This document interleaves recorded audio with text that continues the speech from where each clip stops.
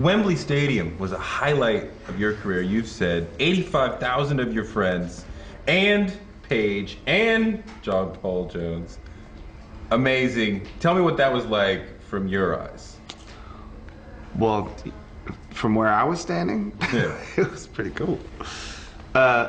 It's nuts, you know. It doesn't. Nobody ever expected that kind of thing to happen, and you know, England's always been really good to us. Some of our first shows were there. We kind of cut our teeth doing all those summer festivals over there, and I think that's where we learned how to be a band that plays in front of a bunch of people rather than just a theater or a club.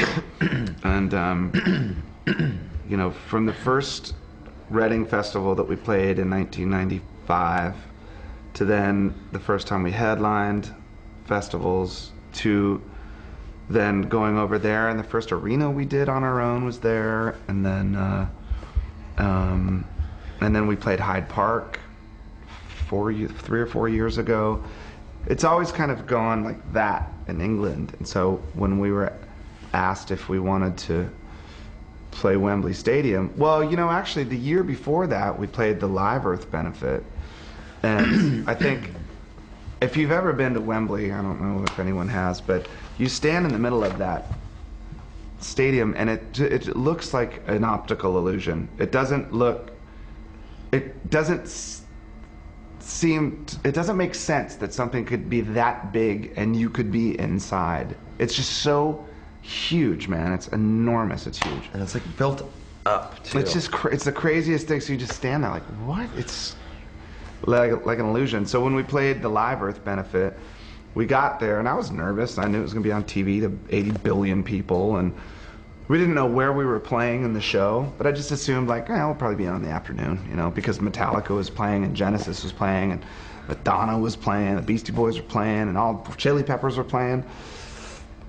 And so we find out that we're second to last. I'm like, what? Are you kidding me? It's because everybody was on tour. Everybody had other festivals to go to. But I mean, we had to go on in between the Pussycat Dolls and Madonna. And so it was kind of a weird day. Like, it hadn't really turned into a rock show yet. You know, a bunch of good, great bands had played, but the audience hadn't like come together for that one moment yet.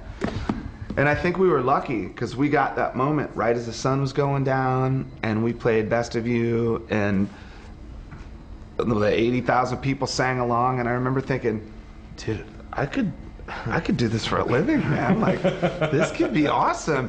Then I even joked. I said something like, all right, you know, we'll be back next year. We're going to headline this place 5 nights in a row. But I was kidding. And then after that, someone said, hey, would you ever do a Wembley?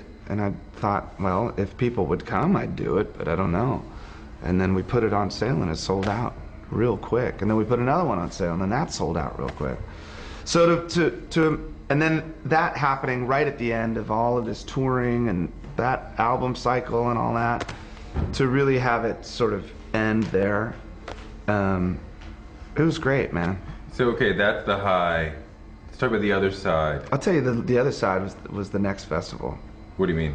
We had to play another show after that in Norway. 20,000 people, which is and like, well, yeah, I mean, you just kicked 85,000 people in the nuts, you know, and then and then the next festival, a couple days, they have this emotional experience. I was crying. I love you, man. Look at me, man. This is unbelievable. Our parents are there crying, man. You know, and then we have to go to Norway. I love Norway, man, and that festival was fun, but I remember getting there and looking at it, this like muddy field, and it looked empty. I'm like, how many people are here? And they're like, 25,000. I'm like, oh my God, it looks like a barbecue, you know? Like, so now, and then that's when I knew, like, you know, we got to take a break. My perspective's all out of whack.